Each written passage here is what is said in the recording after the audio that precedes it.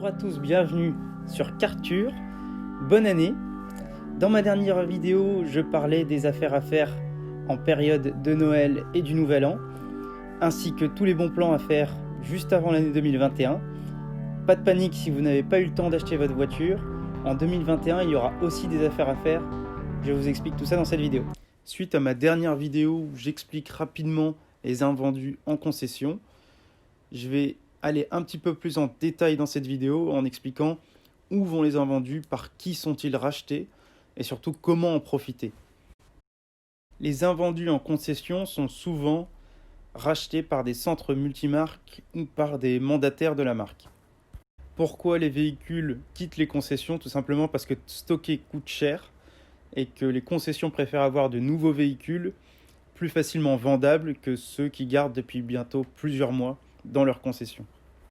La plupart du temps, les invendus en concession sont les voitures qui ont énormément d'options ou qui ont une couleur particulière.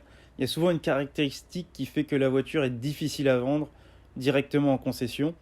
C'est pour cette raison que c'est souvent un centre multimarque qui est en lien avec la concession qui va racheter ce véhicule. Et c'est là où ça devient réellement intéressant puisque c'est vraiment la loi de la jungle.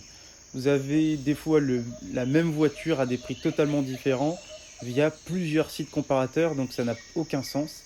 Il faut vraiment regarder le modèle avec toutes les options possibles ainsi que la garantie et vraiment comparer chaque véhicule sur chaque site. Il faut être très patient, ça demande un petit peu de travail, mais encore une fois, ça vaut vraiment le coup de chercher, puisque là, quand vous économisez quelque chose, vous économisez facilement des centaines d'euros et ça peut réellement faire la différence à la fin sur la balance. C'est pas parce qu'un véhicule sur un site comparateur est moins cher qu'il est forcément moins cher. Je m'explique. Souvent, il y a la commission du site comparateur à ajouter et vous devez aussi inclure le transport et la carte grise sûrement.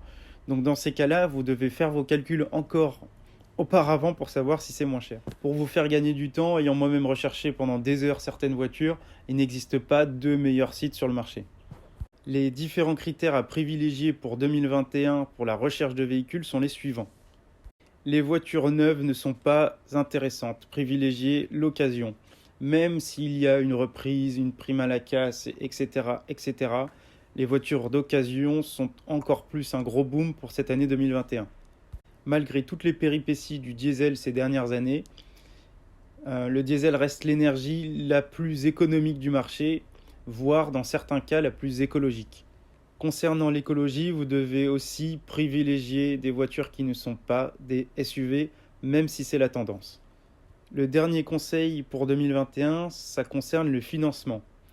La plupart du temps, c'est plus pratique d'utiliser une offre de financement et ça représente une contrainte moins lourde de payer mensuellement sa voiture, mais si vous avez l'occasion de la payer en une fois, faites-le. Partage, commente cette vidéo si elle t'a plu. On se donne rendez-vous sur les réseaux sociaux, sur Instagram et sur Facebook à Carture. Ciao ciao.